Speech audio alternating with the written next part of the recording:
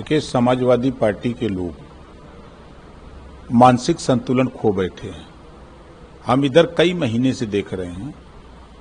इनके यहाँ कुछ पोस्टरमैन हैं, कुछ ट्विटरमैन हैं। पोस्टरमैन दिन में सोते हैं, रात को पोस्टर बनाते हैं और सवेरे भोर में लगाते हैं। कभी डॉक्टर अंबेडकर की शक्ल में अखिलेश को दिखाते हैं। जब अटैक होता है तो फिर बैकफुट पर चले जाते हैं। जब शिक्षा लेदर होती है समाज में तो फिर पोस्टर वोस्टर लाद करके लेके लौट जाते हैं। उसी तरह जो चर्चा आज आप कर रहे हैं कि डीएनए के सवाल पे, जब उनकी छीछा लेदर हुई है तब उसको अपने ट्विटर से हटा भी दिया है। तो ये अपना मानसिक संतुलन खो बैठे हैं लोग। सत्ता से बेदखल हुए लोग अब घबराए हुए हैं कि सत्ता जल्दी मिल जाए, इसके लिए लोग परेशान होकर के काम कर रहे हैं। पार्टी के मुख्य राष्ट्रीय समन्वय नियुक्त किया नेशनल कांग्रेस, वो तो उनकी पार्टी का विषय है। उन्होंने नियुक्त किया है, पार्टी को ग्रोथ में लाने के लिए उन्होंने काम अपना किया है, उनको भरोसा है तो उन्होंने ऐसा कदम बढ़ाया है। लेकिन इससे पहले भी कई बार फेरबदल हो चुका है। इससे पहले भी उन्होंने कई बार आकाश आनंद को पद दिया, पद से हटाया, फिर पद दिया, अब फिर एक बार दोबारा। ये कौन नई बात है? ये तो नेताओं का आना जाना बना रहता है, लगा रहता है। तो ये कहीं ना कहीं कोई अलग चीज नहीं है। कोई अलग नहीं है। अरे हम तो देखे हैं कि बनारस से चलते हैं, झंडा दूसरा लगा के, सुल्तानपुर आते आते दूसरा झंडा लगा लेते हैं, लखनऊ आते आते तीसरा लग जाता है।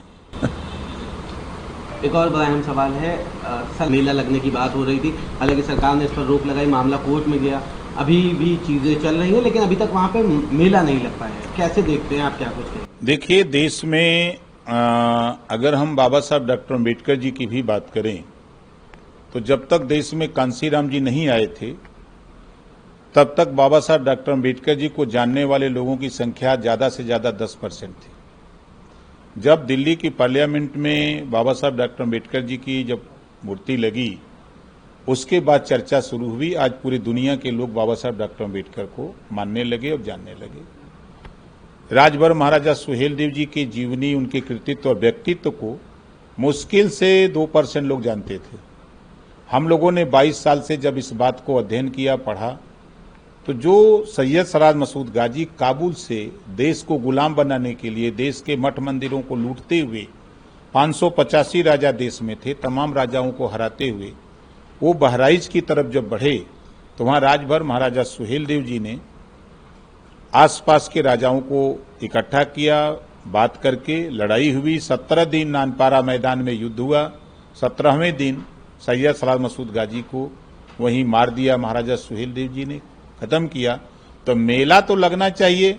जो देश को गुलाम बनाने से बचाया, जो देश की एकता को विध्वंस कर रहा था, उसको नेस्तनाबूद किया, तो मेला तो राजभर महाराजा सुहेलदेव जी का लगना चाहिए, न कि गाजी मियाँ का।